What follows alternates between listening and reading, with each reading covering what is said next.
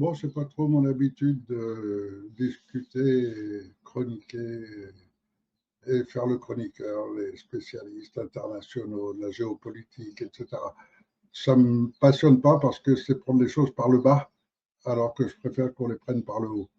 Je vais quand même parler rapidement de ce qui est en train de se passer. Est-ce que vous vous rappelez qu'il y a 2, 3 mois de cela, dans une vidéo, j'avais présenté en introduction une histoire qui serait la base du raisonnement sensé, de la logique et du bien-être de toute l'humanité. Et donc, j'ai présenté une histoire en expliquant que on pourrait très bien arriver à une situation où Trump se rébelle contre Netanyahou et finit par détruire Israël. Parce que les USA qui ont échoué en Vietnam, échoué à peu près partout, y compris récemment en Iran, ont quand même les moyens de réduire complètement Israël. Et j'avais fait donc cette introduction en indiquant qu'on pourrait très bien arriver à cette situation-là. Mais si on reprend toute l'histoire, la totalité de l'histoire, la terre qu'occupe aujourd'hui Israël, qui est la Palestine, par définition, et depuis 2000 ans, est la terre de refuge, la terre recueil des chrétiens, des musulmans, des juifs, où tout le monde cohabite, où tout le monde vit ensemble, où les anciens Palestiniens savent qu'ils sont eux les sémites, les juifs, mais on les a écartés. Les Ashkénazes ont tout fait pour mettre de côté complètement les séfarades, pour dire c'est nous maintenant, c'est-à-dire nous les Ukrainiens, c'est-à-dire les descendants directs des Khazars. Et donc, tout est à nous. Parce que d'abord, on s'est introduit aux États-Unis, on a là-bas un comité hyper puissant qui peut les manœuvrer comme il veut. Et nous, ici, on a Netanyahou directement qui arrive d'Ukraine et qui est hyper puissant, qui a déjà parfaitement géré toute la situation à travers sa famille depuis l'invasion allemande. Et donc, on est très fort, on contrôle le monde.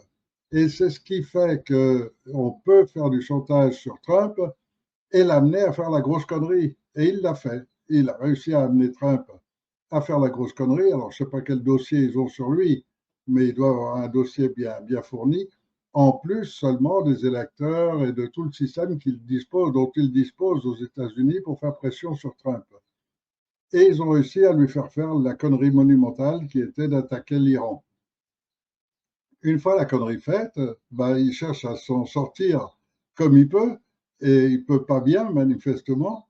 Et il reste encore beaucoup de menaces et autres, mais on pourrait arriver à cette situation que je décrivais et qui serait peut-être une solution quelque part.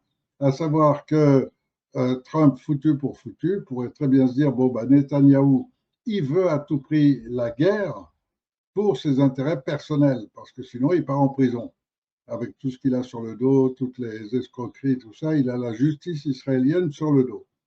Ensuite, en Israël, il y a plein de gens, mais plein de gens qui se révoltent contre le système, qui se révoltaient déjà contre le génocide à Gaza, et donc qui n'attend qu'une chose, c'est que Netanyahou disparaisse.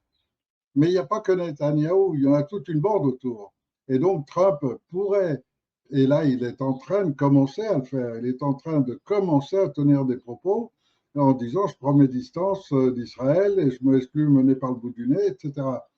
Mais en même temps, on peut arriver un peu plus loin. Et un peu plus loin, après les propos pour commencer à se prendre des distances avec, on pourrait arrêter de leur fournir de l'argent, arrêter de leur fournir des armes et obliger le nouvel ordre mondial à passer derrière Trump.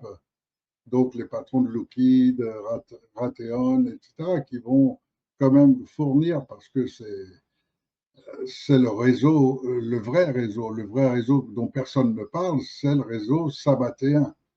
Et ça, c'est le vrai réseau, celui qui domine tout dans tous les domaines. Et Trump pourrait très bien se dire, tant pis pour les dossiers qu'il va lâcher sur moi, tant pis pour les trucs, même si j'en prends plein la gueule, de toute façon, il faut en finir avec cette histoire. Et si il abandonne Israël, Israël va disparaître.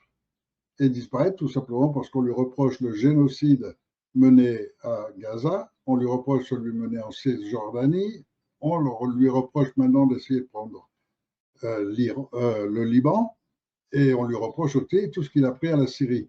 Et donc, ça veut dire que tout d'un coup, le monde musulman, tout ce monde-là, va retrouver du souffle et va raser complètement Israël de la carte.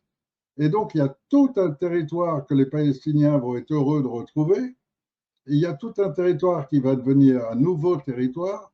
Alors, est-ce que ce sera une nouvelle Palestine? Ben, moi, je rêve, et je continue à rêver, je rêve d'une Palestine qui, tout d'un coup, serait complètement différente.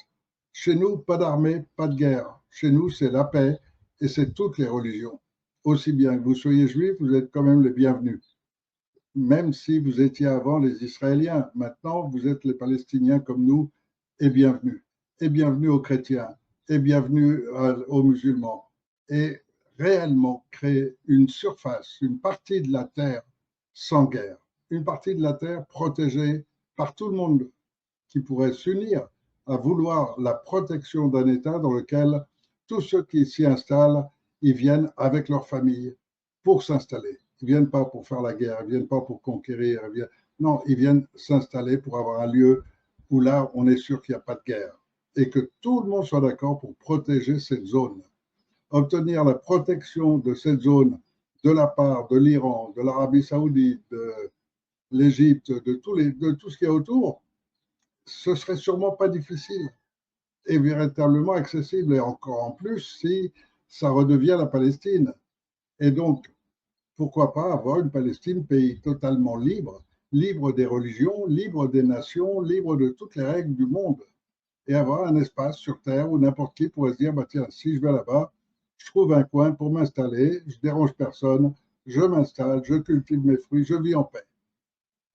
Et c'est pas, je sais que c'est du rêve, hein, mais bon, voilà. Imaginons qu'on aille dans ce sens-là.